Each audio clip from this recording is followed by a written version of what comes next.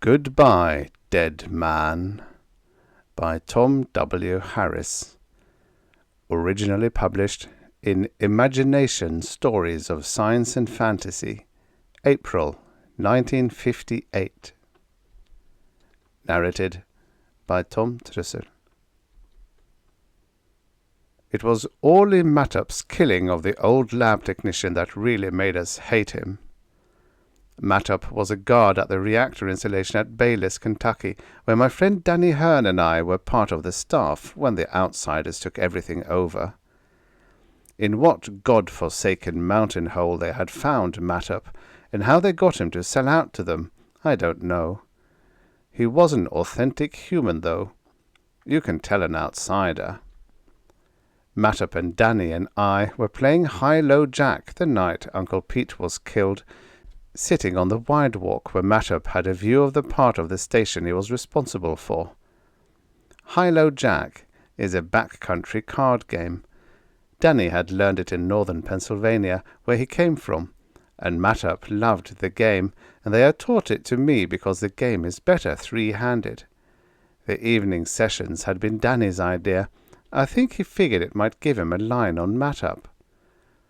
On the night in question, Mattup was on a week's losing streak and was in a foul humour. He was superstitious, and he had called for a new deck twice that evening and walked around his seat 4 different times. His bidding was getting wilder. "You'd better cool down," Danny told him. "Thing to do is ride out the bad luck, not fight it." Orley picked his nose and looked at his cards. "Bid 4, he growled. 4 is the highest possible bid. Tim played his cards well, and he had good ones. He had sewed up 3 of his points when we heard somebody moving around down on the reactor floor. It was old Uncle Pete Barker, one of the technicians. "What do you want down there?" bawled Mattup. "Just left my cap by the control room," said Uncle Pete, "and thought I'd go get it." "You keep the hell away from there," grunted Mattup. Uncle Pete stopped and stood gazing up at us. We went on playing. It was the last card of the hand, and would either win the game for Mattup or lose it for him. Orley slapped his card down. It was a crucial card, the jack. Danny took it with a queen, and Mattup had lost the game.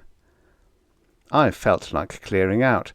Mattup's face was purple, and his eyes looked like wolves' eyes. He glared at Danny, making a noise in his throat, and then I saw his gaze leave Danny and go to something down by the reactor.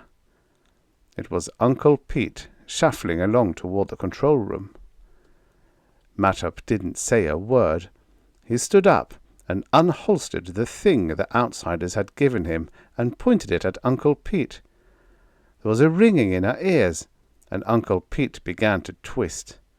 Something inside him twisted him, twisting inside his arms, his legs, head, trunk, even his fingers. It was only for a few seconds. Then the ringing stopped, and Uncle Pete sunk to the ground, and there was the silence and the smell. Mattup made us leave the body there until we had played 2 more hands. Danny won. He was a man with good nerves. When we were back in our room, he said, "That did it. I'm going to get that guy." "I hate his big, thick guts," I said, buttoning my pajama shirt. "But how are you going to get him?" "I'll get him," said Danny. "Meanwhile, we'll keep playing cards." Things went on almost normally at the Bayless reactor. It was a privately owned pool-type reactor, and we were sent samples of all sorts of material for irradiation from all over the country. Danny was one of the irradiation men. I generally handled controlling. The outsiders had filled the place with telescreens and guards, and all mail was opened, but there was no real interference with the work. I began to worry a little about Danny. Almost every afternoon he spent an hour alone in our room, with the door closed. Mattup kept getting worse, an animal with power. He used to go hunting with a damnable outsider weapon, although the meat killed with it wasn't fit to eat, and he used it on birds until there wasn't one left anywhere near the plant. He never killed a bluebird, though. He said it was bad luck. Sometimes he drank moonshine corn liquor, usually alone, because the outsiders wouldn't touch it, but sometimes he made some of us drink with him, watching sharply to see we didn't poison him and craftily picking his nose. When he was drunk, he was abusive. One night we were in a room, dead for sleep after a long game, and Danny said, "Let me show you something." He shuffled the cards. I cut, and it dealt me an ace, king, queen, jack, 10, and deuce of spades. He shuffled again, and dealt me the same in hearts. "Watch as closely as you can," he grinned. "See if you can catch me." I couldn't. "I've been practicing," he said. "I'm going to get Mattup." What good would it do to beat him in cards? It would only make him sore. I was relieved to learn what Danny had been doing, alone in our room, but this card-sharp angle didn't make much sense to me. "Who says I'm going to beat him at cards?" smiled Danny. "By the way, did you hear the rumour? They're going to break up the staff. Outsider policy. Send us to Oak Ridge, Argonne, shipping port. Send new people down here." "That doesn't leave you much time," I said. "Time enough," said Danny. The next night Mattup began a fantastic streak of luck. It seemed he couldn't lose, and he was as unpleasant a winner as he was a loser. "You boys don't know what card-playing is," he'd gloat. "Think you're pretty smarty with all that science stuff, but you can't win a plain old card game. You know why you can't beat me, boys?" "Because you're too smart, I guess," said Danny. "Well, yeah, and something else. I've dipped my hands in spunk water up on the mountain where you can never find it, and besides that, I spit on every card in this deck and wiped it off. Couldn't lose now to save my life." "Maybe you're right," said Danny, and went on dealing. In a few days the rumour of moving was confirmed. I was being sent to Oak Ridge, Danny to Argonne. Mattup kept winning, and suggested that we raise the stakes. By the day that we were to leave, we owed him every cent we had. I paid up soberly. I wouldn't give Mattup any satisfaction by complaining. It looked as though Danny wasn't going to get Mattup after all, but Danny surprised me. "Look, Buster," he wheedled, "if I pay you $75, I won't have a cent left. How about me paying half now and the rest later?" "No good," said Mattup. "You got it, pay me. If you can't pay cash, give me your watch. I know you got one." "Look, Buster." "Quit calling me Buster." "What am I going to live on until I get paid again?" "What do I care?" It went on like that until the buses for the airport were nearly ready to leave, and both men seemed angry enough to kill each other. "Let's go," I begged Danny. "Pay him and leave." "All right then," Danny snapped, and pulled out his wallet. He counted out all his bills into Mattup's hand. "You're $1 short," said Mattup. "Why not forget the buck?" said Danny. "You can spare it."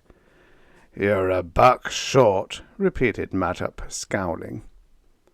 Danny dashed his wallet to the ground. "You're even taking my change." He got his jacket from the back of a chair. It was a hot day, and emptied change from the side pocket. There were 2 quarters and a $half, and he paid them over. "I have 11 cents left," he said. "Hell, take that too. I don't give a damn." Mattup grinned. "Sure, I'll take it, if you weren't lying when you said I could have it." "It'll break me," said Danny. "I know it," said Mattup. "Gonna break your promise?" The bus driver was honking. "The hell with you," Danny said to Mattup, and gave him a dime and a penny. He looked Mattup in the eye with a strange expression.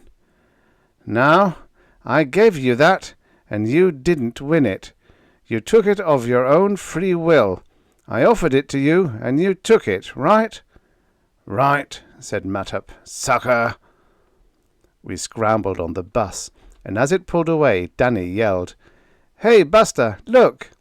Mattup looked, and Danny stuck his right arm out the window, pointing at Mattup with his right forefinger and his little finger stuck out straight and parallel, the thumb tucked under. A strange, disturbed look came over Orley. He turned his back as the bus roared out of the drive. At the airport, Danny popped into a phone booth and got Orley on the line. Nobody seemed to care, either outsiders or guards, and he let me listen. "Spent your money yet, dead man?" purred Danny. "What you mean, dead man?" gruffed Orley's voice. "You crazy or something?" "You know that 11 cents extra you took?" gloated Danny. "It's gonna kill you, Buster, for killing Uncle Pete, and for everything else you've done. I know. I've been talking nights to Uncle Pete. You're a dead duck, Orley Mattup. Dead!" I don't believe it. It's baloney. I'm going to spend that 11 cents and get rid of it." "You do exactly that, Buster. I locked the curse on it, and I made the sign on you, and you have to keep that 11 cents the rest of your life. If you spend it, or if you lose it, and you will lose it, that's the end of you." "I'll come out there and pound the hell out of you," yelled Mattup. "Too late, Buster. Our planes are leaving. Goodbye, dead man." And we had to run for our planes. Danny's pitch sounded pretty weak to me, even though Orley was superstitious, but I didn't get to tell Danny that until nearly 5 years later. "I think I got him," said Danny. "You don't know the whole thing." A hotel clerk had been listening. "You mean Orley Mattup, the guard? He got sick and said he had a hex on him, and took off one day, and a lot later they found him up on the mountain. He was dead." "Any money on him?" asked Danny. "Just some change. They buried it with him. They heard the hex was locked onto that money." "Congratulations," I told Danny. "I didn't think it'd work. You scared him to death." "Not quite," said Danny. "I scared him into hanging on to the money. That money would have killed anybody that carried it much longer than the few minutes I handled it. I'd been keeping the stuff in the reactor beam tubes. It was radioactive as hell." The end. Subscribe for your daily stories of futures past. Who knows? You might like the next one even better.